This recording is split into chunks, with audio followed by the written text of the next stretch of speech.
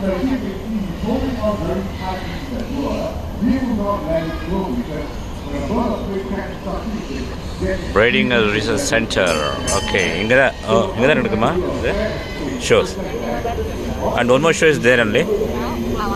Yeah, yes. Yeah, sure. Yeah.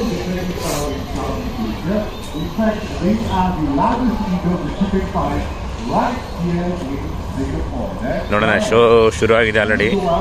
ಏನು show ತೋರಿಸ್ತಾರೆ ಗೊತ್ತಾಗುತ್ತೆ, ನೀವು ನೋಡಿ. ಪಾಪ ಮೇಡಮ್ ಅವ್ರಿಗೆ ನಡೆಯೋಕ್ಕಾಗ್ತಿಲ್ಲ, ಕಷ್ಟ ಆಗ್ತಾ ಇದೆ. ಮಾಸ್ಕ್ ಹಾಕಿಲ್ಲ ಅಂದರೆ ಒಳಗಡೆ ಬಿಡಲ್ಲ ನೋಡಿ, ಹೇಳಿದ್ರು ಮಾಸ್ಕ್ ಹಾಕಿ ಅಂತ. They're all brown in color, and once they hit the age of about 6 to 7, that's when the feathers on their head, all the way down to their belly, will turn completely white.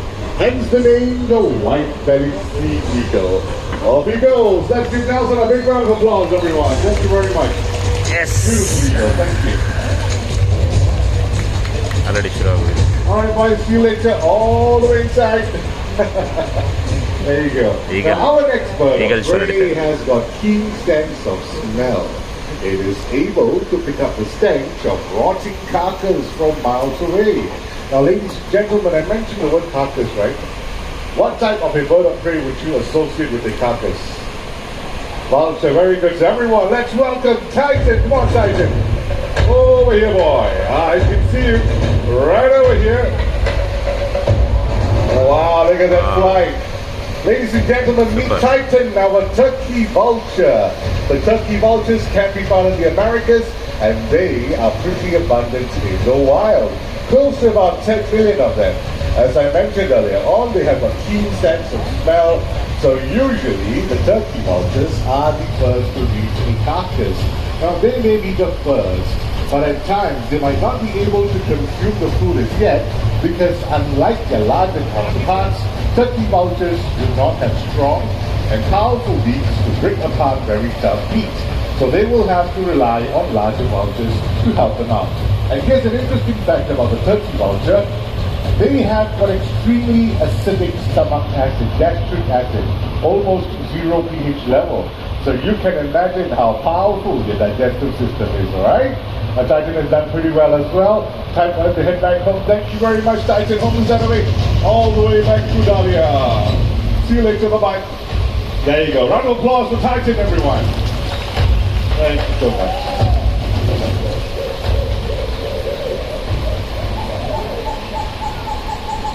What bird is that? Say it louder. Owl, that's right. Now look around you. Look to your left.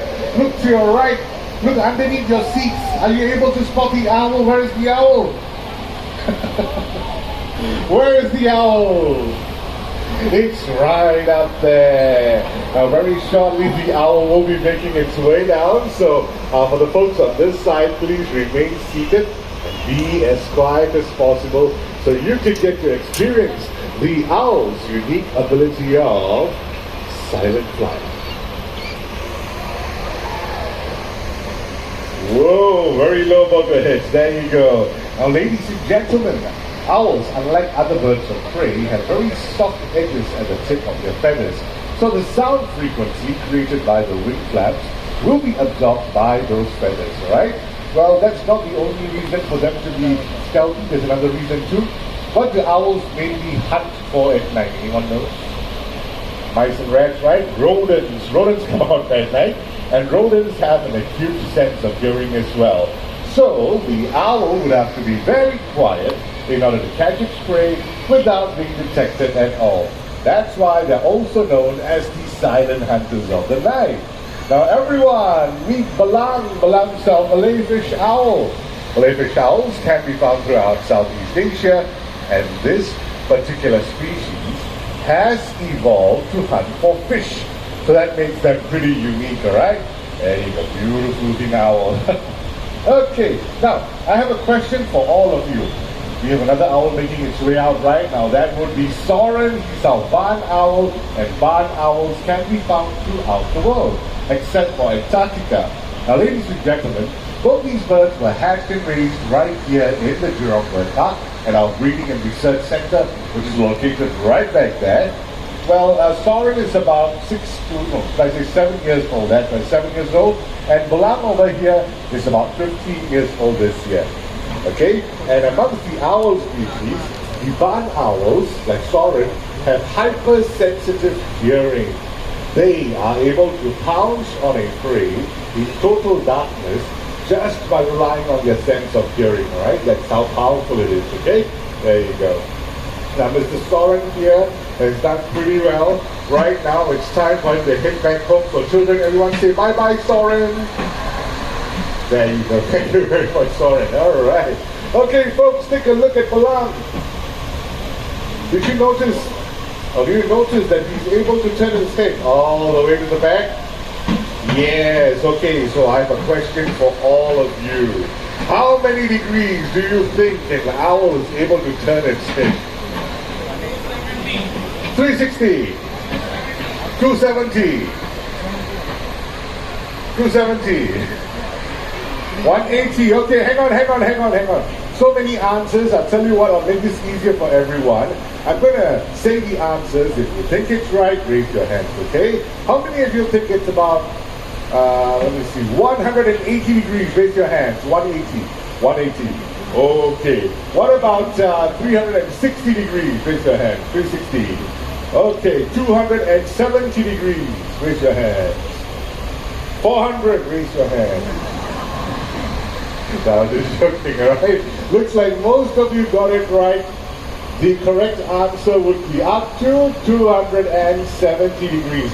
Give yourself a round of applause, everyone. Well done, well done. So, ladies and gentlemen, 360 not possible. That is a full circle. The owl might sprain its neck, alright? We don't want that happening. Only up to 270 degrees, okay? Is that right, Bulang? Do you agree? Yes? Okay, time for you to head back home. Let's give Bulang a big round of applause, everyone. Thank you very much. Malay fish owl, thank you. Now, when we talk about birds of prey, many of us think we like to spend a lot of time high up in the air searching or hunting for food. But did you know that there are some birds of prey that prefer to spend most of their time on the forest ground foraging for food? Well, ladies and gentlemen, the next bird that's going to make its way out is going to show you just that. Now I'm talking about the southern crested caracara. And in the wild, these birds are known to turn over rocks and also forage through leaves in search of insects. Now, as you can see, I've got some rocks right over here, a couple of rocks, and underneath them I'm placing some treats. There you go. Okay. We've got the rocks all out here and a nice big pile of leaves right over here. Okay. And I've got a tree bark as well. I'm going to place it right over here. Alrighty. Okay, looks like we're all set. So ladies and gentlemen, boys and girls, let's welcome Raul, our southern crested caracara. Hello, good morning, Mr. Raul. Watch what he does, everyone. He's going to use his long legs and flat claws to turn over or flip over the rocks in search of insects. Now, this is what they do in the wild. This would be their natural behavior. All right, all done? Yes, sir. Okay, let's move on to the pile of leaves. Okay, look at him. He's using his flat claws to actually sweep the leaves in search of insects. Now, we're going to do this one more time, right? One more time. Very good. Okay, lastly, we've got the tree bark right back there. And he's going to use his beak to flip it over. Well done, you got to that tree. Let's give him a big round of applause, everyone. Thank you. So, ladies and gentlemen, while foraging for food, sometimes the insects might take off, right? Yeah. These birds can jump pretty high and catch them in midair, just like that. Wow, look at that. Let's do this higher, okay? Higher! Whoa, well done, well done. Okay, by the way, ladies and gentlemen, Mr. Raul has been with us for a very long time, and he is already 20 years old this year. That's right, still going on strong. Now, the southern crested caracaras, they can be found in South America, and they are close relatives of the falcons, okay? He's done pretty well. Time for him to head back home. Let's give him a big round of applause. Thank you. Bye-bye. See you later. All the way inside. Good boy. Okay. Alright folks, moving along, the next bird of prey that's going to make its way out is going to show all of you how agile and maneuverable it is in flight. And to demonstrate that, what I'm going to do is I'm going to skewer a piece of food to this stick right over here, and we're going to watch the bird make an attempt to fly down and snatch the food away. Now this is going to happen pretty fast, so if you want to take photos, you want to focus right on the tip of the stick right now, alright? It's going to happen really fast, so I would like to ensure everyone takes their seat because the bird will be flying very low above you. Okay? And when the bird flies very low above you, you might get excited, you might look up and open your mouth. Don't do that. Might drop something on the way. Okay? Alright. Looks we're all set, so ladies and gentlemen, boys and girls, let's welcome Rado. Come on, Rado, here he comes. Whoa, look at that nice snatch there. Very nice. Okay, we're going to do this one more time, very quickly. For those of you who have missed it. Come on, Rado. Here, boy.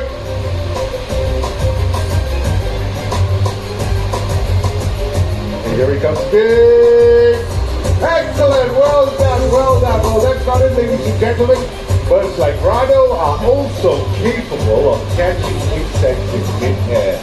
So this time around, I'm going to toss a piece of food high up in the air. Let's see if Rado is able to catch it. Here he comes.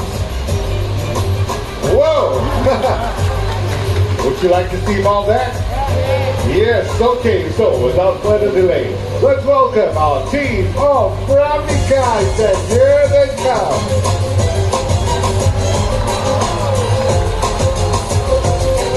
Alright folks, I'm going to toss you high up in the air about 5 times.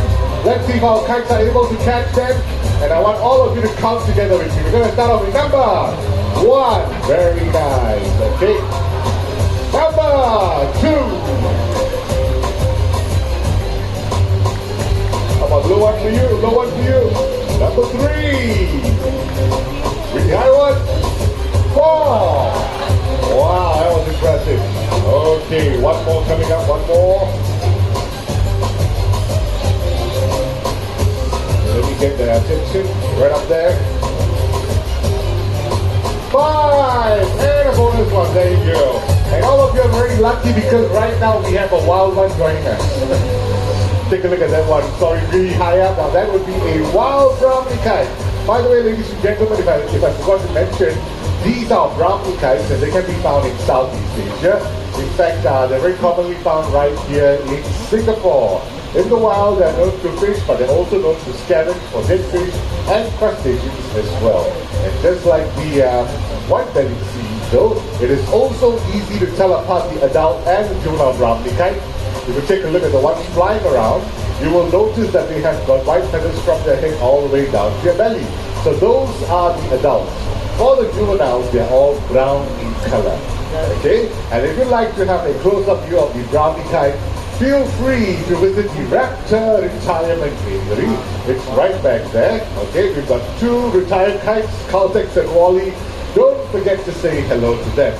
And also, don't forget to say hello to Mr. Rod Stewart. Rod Stewart is our Egyptian vulture. He is estimated to be more than 50 years old. Not 15, but 50. That's right. He's the oldest vulture in our collection and he's enjoying his retirement right back there at the Raptor Retirement Area. Okay? So don't forget to say hello to him. There you go. Now, before the next bird of prey makes its way out, we're going to make sure all the kites are back because the next star of the show would like the whole arena to himself. Okay, so we're going to make sure this boy goes back home, all the way inside. All the way inside. There you go. Bye-bye. See you later. Alright, not to worry. It looks like he wants to enjoy his time out here. We're going to move on then. Now, over here in the Jurong Bird Park, we do a lot of rescue and conservation work. The next vulture that you're about to see was actually rescued and nursed back to health by us. So ladies and gentlemen, let's welcome Genghis, the Himalayan griffon vulture. Over here, boy. Oh, big boy. Look at that. Ladies and gentlemen, the Himalayan griffon vultures can be found in the higher regions of the Himalayas. And during winter, young vultures are known to fly down south. And when they do so, some of them tend to go out of course. And they end up lost in different parts of Asia. Just like Genghis, he was found to be very weak and dehydrated right here in Singapore, in Orchard Grove. This was back in 2015. Well, the authorities contacted us. We managed to rescue him and nursed him back to good health.